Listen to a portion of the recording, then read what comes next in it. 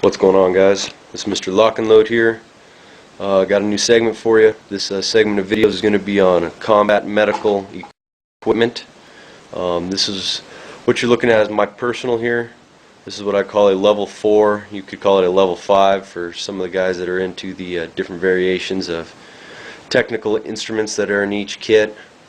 This kit here is pretty awesome. It's taken me about 5 years to put this thing together. A lot of money, a lot of time, a lot of sucking up to corpsmen in the military. We're going to start off by just discussing the pack, the way I got it set up outside, some good and bad considerations when you're talking about this size and style of kit. Okay, first off, if I can find the little pouch here, this is who it's made by. BDS Tactical. They're out of Southern California. They make some pretty awesome gear. They are a little bit expensive, but what are you going to do, right? Starting with the nylon first. Nylon is real heavy, real thick. I'm definitely impressed with the actual quality of the materials involved so far. It's all double stitched. I prefer triple stitched, but I don't think it's going to be an issue. The type of stitching that they use is real thick. A lot of, like the carrying handle, this is triple stitched here, so that's alright. You got standard MOLLE front, MOLLE on the pouches on the side, no MOLLE on the inside, but you do have MOLLE on the bottom. I'll show you that in a minute. But the way I got it set up, I got a pouch here, I got a standard butt pack here. Not a fan of butt packs. They get in the way, especially when you're sitting in vehicles, if you're wearing them on deuce gear and stuff like that. Kind of a pain in the ass, but to each his own. I do like these kind of pouches, especially when you're dealing with medical equipment. You're trying to keep warm, dry, comfortable, and happy.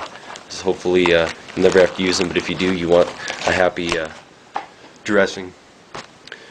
So I like that style of pouch, especially for this. Got a little bit of rubber in here. The pack is pretty basic. You got a large and a small pouch on each side, and these are sewn in. These don't come off at all. Everything is based on the standard zipper style. Zipper runs all the way from the bottom, top, and around.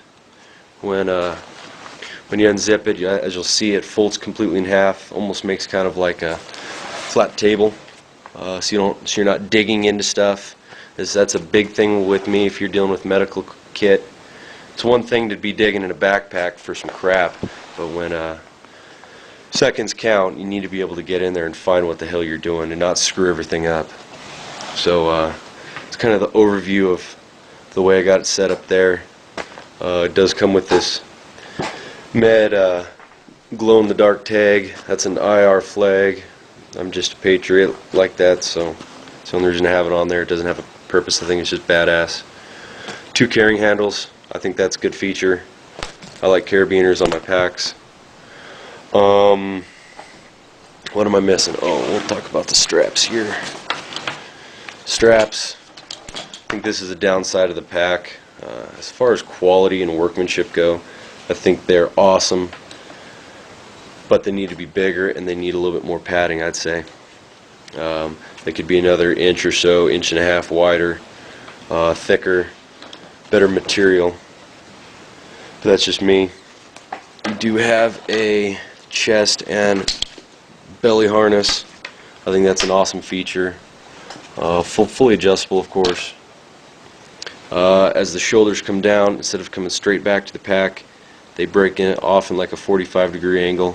I think that's a real nice feature. That's more appropriate for the contour of your body. These guys are pretty sweet here. First pack I've seen like this. These are kind of just a general type harness here. What I do with it is I can mount this strap here onto the roll cage of my Jeep Wrangler, and then instead of it being on the ground in the way, it's hanging up where everybody can see it. If I need to grab the thing, you just have a couple snaps to undo and you're off. This kind of a med kit you're not going to be carrying on your back. This is a vehicle style kit. The thing weighs about 35 pounds, so there's some definite weight issues there. Remember when I was talking about my bug out style of pack, which is not really a bug out bag or anything like that. I'll do a separate video on those. It's an extended fight bag, where all it is, if you're in a bad situation, you can't really get out, maybe you need to get into a house and fight it out. Grab this bag, it's full of water and especially ammo and stuff like that. You know, there is no long-term survival gear in it. It's just pretty much basically ammo. Biggest thing in it. Well, this falls in the same kind of category.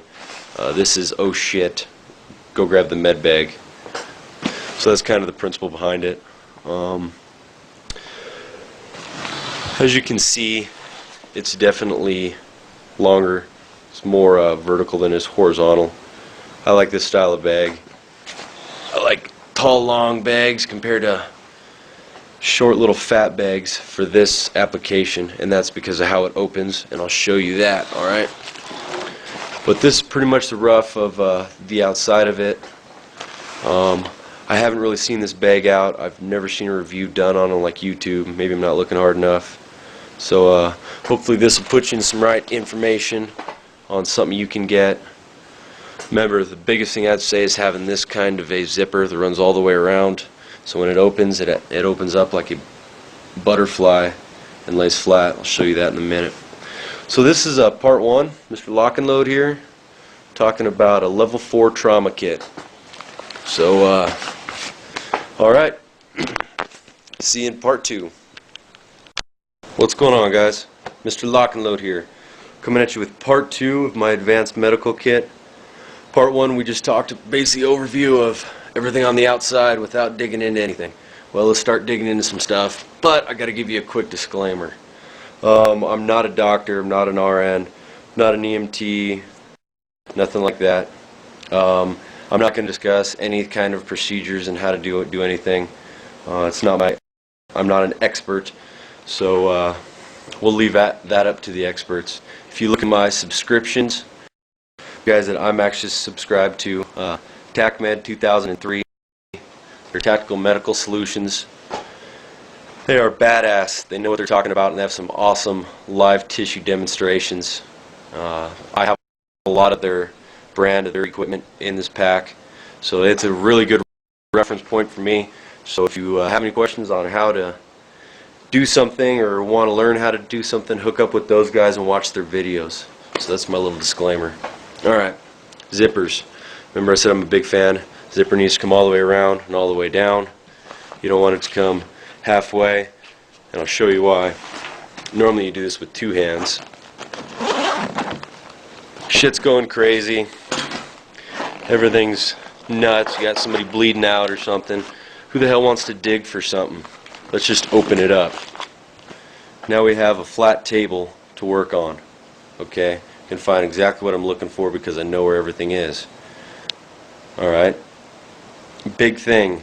You got to know where stuff is, and 2, you got to prioritize, how you're going to set your stuff up. You don't just want to throw everything in the backpack and think that that's good. Alright? What I got here is basically, this is life and death right now. This here is life and death right now. This is not so much. This is kind of more of your bumps and bruises set up in here. Alright? So we're going to start down here. Tests are nice, tension pneumothorax, stuff like that. You can help diagnose with those guys. That's not a high-end brand or anything like that.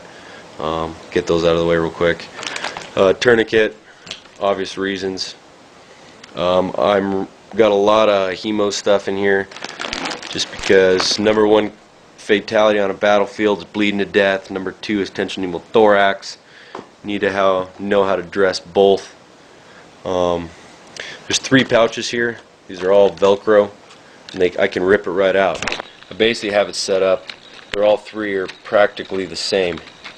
This is a separate pouch. I'll show you that. But these 3 are the same. So say I'm sitting here working on a casualty, and somebody else has a massive issue. Instead of me handing a guy a bunch of shit that he's going to drop, I can grab one of these bags, rip it out, in these little mesh bags, and I can hand to him and say, go to work. So it's kind of the way I got my shit set up. On the sides, like I say, Tac Med, baby. Just different sizes of bandages. I'm not going to go in detail on those. You can check that out. I heard, I don't know if it was nothing fancy or some guy talking about these bags, and I was like, yeah, wow, smart man. When I was in the military, I grabbed a whole stack full of these things. These are some pretty badass bags. If you're in the military, I highly recommend going down and docking to the docks, seeing if you can get some of these waterproofing style bags. Use them for documents and envelopes.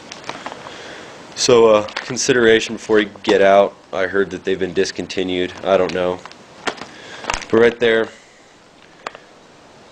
the way I got my stuff marked is I don't actually write anything on them. I just have on both sides. You can read what it is. Why would I say any kind of, you know, compressed gauze in black marker here when I can just read it? Maybe it's me, maybe I'm an asshole, I don't know. But have it visible on both sides to see what you're dealing with. So we got some compressed gauze. Oh yeah, gotta show you this. A little bit of Jameson, baby. That's not a requirement, that's more of a mental medicine. If you're all screwed up and we're sitting there around the campfire overnight, that might make you feel a little better. Got some more compressed gauze. Z-Pack dressings, real good for packing. Remember when you pack deep, pack to the bone. Oh yeah, Maxis, bad. Maxis. What do? They soak up blood. What am I going to use them for? Soak up blood. It's a cheap way to go, guys. Those stuff are expensive. This kind of gauze and stuff like that's expensive. This isn't so much. Remember, get the stuff that absorbs the most, and do not get the smelly stuff. Alright, got some more Maxis. And lastly, always finish off with a set of Quick Clot, baby. Quick Clot. Alright, moving on to what I got here. These are pretty cool. You ever seen the movies where some dude swallows a bee or something happens and swells up in his throat and he can't breathe, and they take the knife and the pen and poke him and stick the pen in his throat so he can breathe? Yeah, this is the actual kit to do it with. Again, Tac Med Solutions, it's a surgical airway kit. They have an excellent demonstration on how to do it. I have never done one, but I am confident that in that kind of emergency I could do it. I got 2 of these. Again, I'm doing one. I can hand to another guy and say, here, dude. Alright, remember, 1 is none, 2 is 1, baby. Big fan of these are clinch tights. They're also called Israeli pressure dressings. I got a bunch of these things, and they are awesome. Check out how to use those on the internet. Alright, going into the second pouch again. I got all kinds of hemostats type stuff. I do got some of this roll tape. I just have one in here. I don't want to open this up. I should probably put a couple in each one, but I don't want to open this up. This stuff is great for if you've got some bandages and you finally control the bleeding. Wrap shit up with this and you can really seal it off and add strength to the wraps you already got going on. Tampons. Quick Clot again. Moving on to 3. Yep, tampons. I'll talk about those in a second. Tampons. Quick Clot. Alright. Put these all together because I'm not sure how I want to put them in each one yet. These are just the shitty ass tourniquet or whatever they're called. Yeah. These are junk tourniquets. They get dry and they break. This is not what you want to use for a tourniquet. But they're nice to have around because I can use them when I'm dealing with a heavy amount of bleeding. I can wrap, after all my gauze is on, you can wrap this shit around it to help give you extra tension if you're still bleeding after you got a shit ton of gauze on. So don't throw it away. Different ways you can use it, just don't use it as a tourniquet. Alright, so that's those 3 pouches. Remember what I was talking about? Doing this one hand, of course. Velcro. So this is full of stuff here, dude. Go do what you need to do. This is kind of the... I'm going to take all these out just to show you guys. This is all standard female Velcro here. It's pretty heavy duty stuff. There is other pouches that you can buy that are like those, different lengths and sizes, so you can kind of custom fit what you need on this pack. This is a great feature. Highly recommend being able to change your shit around. Remember what I was talking about with body armor? Features, features, features. It gives you options, options, options. Well, a feature that gives you some crazy options. So this does it for part 2. Part 3, we're going to get into some more fun stuff. Alright? So Mr. Lock and Load here, talking about advanced medicine, combat style medicine. So stay tuned. Coming at you with part 3.